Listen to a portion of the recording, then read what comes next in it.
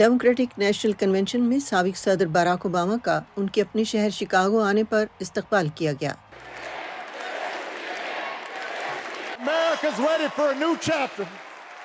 امریکہ ایک نئے چیپٹر کے لیے تیار ہے۔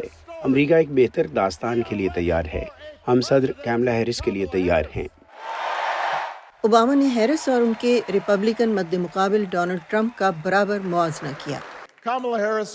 کیملا ہیرس کی توجہ ان کے اپنے مسائل پر نہیں ہوگی، ان کی توجہ آپ کے مسائل پر مرکوز ہوگی۔ ایسا نہیں ہے کہ صدر کے طور پر وہ صرف ان کو ساتھ رکھیں گی جو ان کے حامی ہیں اور ان کو سزائیں دیں گی جو ان کے حامی نہیں ہیں۔ وہ ہر امریکی شہری کے لیے کام کریں گی۔ کاملا ایسی شخصیت ہیں۔ اوباما کا تعارف ان کی اہلیہ میشیل نے کروایا، جنہوں نے کہا کہ ہیرس کی انتخابی مہم کا عرصہ کم ہے، چنانچہ انہیں منتخب کروانے کے لیے ڈیموکریٹس کو زیادہ محنت کرنا ہوگی۔ ہمیں اس فکر میں مبتلا نہیں ہونا چاہیے کہ آیا ہمارا ملک کاملا جیسی کسی شخصیت کو منتخب کرتا ہے یا نہیں، بلکہ ہمیں کاملا جیسی شخصیت کو منتخب کروانے کے لیے ہر ممکن کوشش کرنی چاہیے۔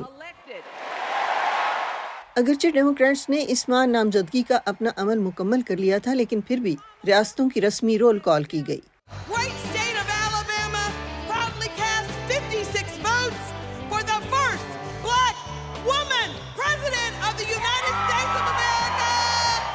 جس سے نئی نامزد امیدوار کے لیے ڈیموکریٹس کا جوش و خروش ظاہر ہوا۔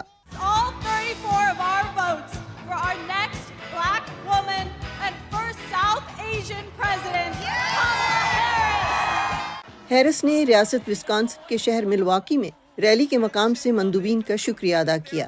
So to everyone in Chicago and across America, thank you. Thank you. Harris کے شوہر نے بھی کنونشن کے شرکاء سے خطاب کیا اور بتایا کہ ان کی اہلیہ ایک خوش مزاج جنگجو ہیں۔ وہ یہ یقین دے کر چلیں گی کہ ہم کسی بھی علاقے سے تعلق رکھتے ہوں، کیسے بھی نظر آتے ہوں، ہم تب مضبوط ہوں گے جب ہم اس کے لیے جد و جہد کریں گے جس پر ہم یقین رکھتے ہیں، نہ کہ صرف اس کے خلاف جس سے ہمیں خوف ہے۔ کنونشن کی دوسری رات وہ لوگ بھی نمایاں تھے جو ٹرمپ انتظامیہ کے سابق ممبر اور ریپبلکن عہدیدار تھے جو ہیرس کی نامزدگی کی توثیق کر چکے ہیں۔ ٹرمپ نے بہت سے بڑے بڑے وعدے کیے ہیں، غیر محدود اقتصادی ترقی، امریکی مینوفیکچرنگ کی تجدید، ایک محفوظ سرحد۔